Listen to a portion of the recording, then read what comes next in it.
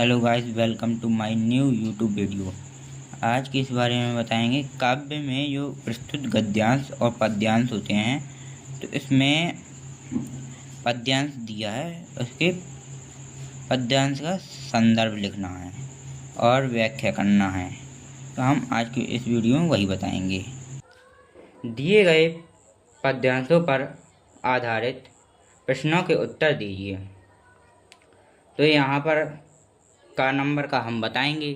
राम नाम के पटर ते देखे कौ कछु नाय, क्या ले गुरु संतोष यो होश रहे मन माय। तो इनमें निम्नलिखित प्रश्नों के उत्तर देना है।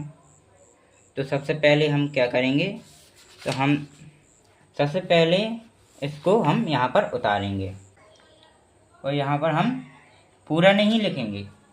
ये हम पूरा नहीं लिखेंगे, इसके आगे के दो अक्षर और पीछे के दो अक्षर लिखेंगे।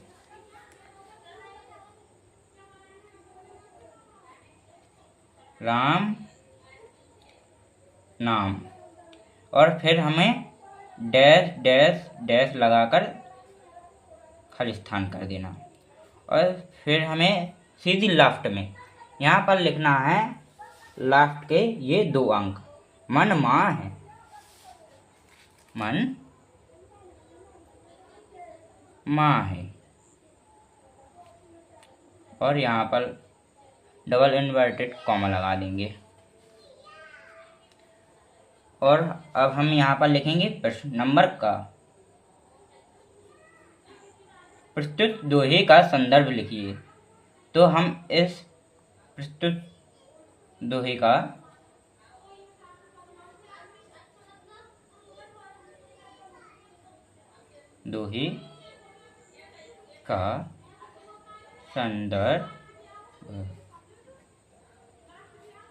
संदर्भ लिखिए।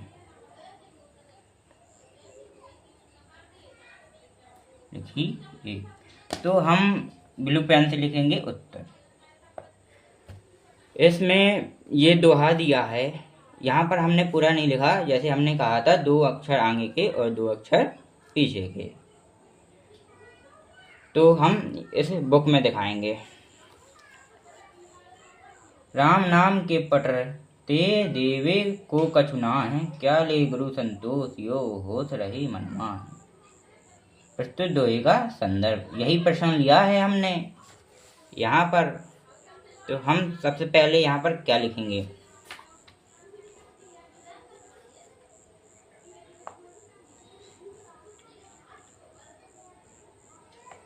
तो हम यहाँ पर लिखेंगे प्रस्तुत पद्यांश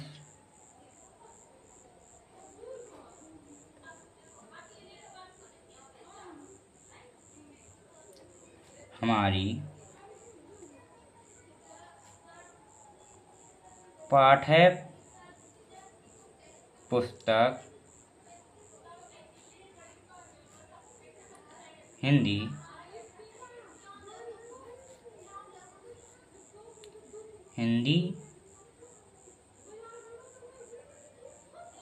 के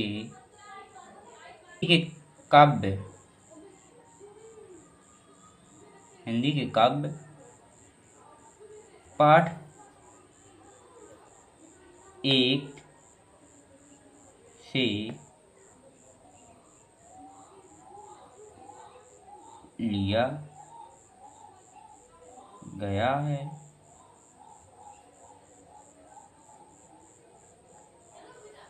इनके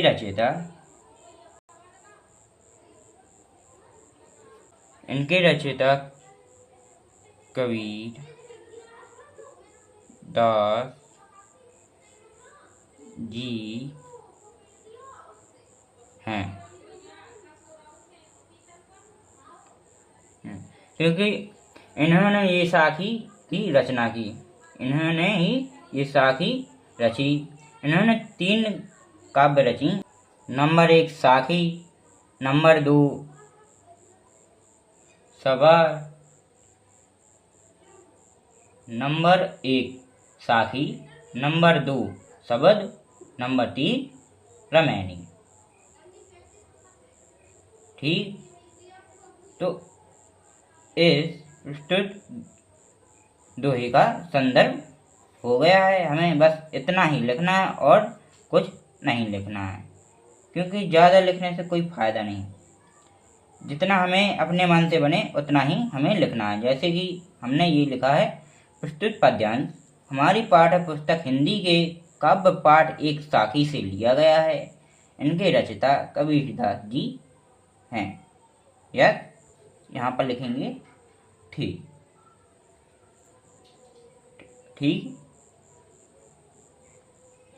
अब हम यहाँ पर लिखेंगे 2 नंबर।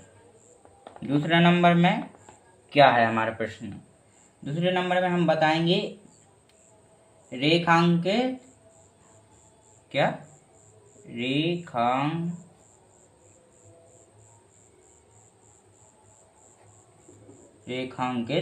अंश की व्याख्या कीजिए। रेखांकित अंश की व्याख्या कीजिए। तो हमें इस दोहे में रेखांकित अंश की व्याख्या करना है। जैसे कि इसमें तो नहीं दिया है, तो हम यहाँ पर दिखाएंगे। हम इसे बुक से दिखाएंगे। तो यहाँ पर देख सकते हैं आप, क्या ले गुरु संतोष ये, होश रही मन माहे। हमें इसका व्याख्या करना है। इस रेखा की जितना ये दोहा है इसका व्याख्या करना है। तो हम इसकी व्याख्या करेंगे। तो देखिए, इसमें लिखा है, हमने इस रेखांकित अंश की व्याख्या कीजिए। इनकी हमने व्याख्या की है। तो हम यहाँ से देखेंगे कि हमने व्याख्या में क्या लिखा है। तो कबीरदास जी कहते हैं कि मेरे गुरु ने मुझे जो राम नाम रूपी मंत्र दिया है और इसके बदले संसार को देने योग्य कुछ भी नहीं है मेरे पास। तो कबीरदास जी कहते हैं, कबीर के मन में अभिलाषा बनी हुई है कि मैं गुरु को क्या उपहार दूं, कि मैं गुरु को ऐसी कौन सी चीज़ दूं कि वे संतुष्ट हो जाएं, क्योंकि राम राम के बराबर और कोई दूसरी वस्तु भी नहीं। तो इसमें हमें यही व्याख्या करना है। तो बस अब देखेंगे हम अगला प्रश्न। अगला प्रश्न क्या कह रहा है? गुरु के 3 पर्यायवाची शब्द लिखिए। क्या? गुरु के 3 पर्यायवाची शब्द। तो नंबर 1 पर है शिक्षक। गुरु का ही एक पर्यायवाची शब्द है, जिसे हम शिक्षक भी कहते हैं। गुरु को आचार्य भी कहते हैं। जैसे हमारे बुजुर्ग लोग आचार्य कहते हैं गुरु को, और अभी हिंदी शब्दों में अध्यापक कहते हैं। तो देख सकते हैं हमने इस प्रस्तुत दोहे का संदर्भ भी लिख लिया, रेखांकित अंश की व्याख्या भी कर ली, और गुरु के 3 पर्यायवाची शब्द भी लिख दिए। आज की वीडियो में बस इतना ही। हमें फॉलो ज़रूर कर लेना, क्योंकि हम ऐसे ही वीडियो लाते रहेंगे आपके लिए। ये बहुत ज़रूरी है। ये 9th 10th का कोर्स है, बहुत ज़रूरी होता है।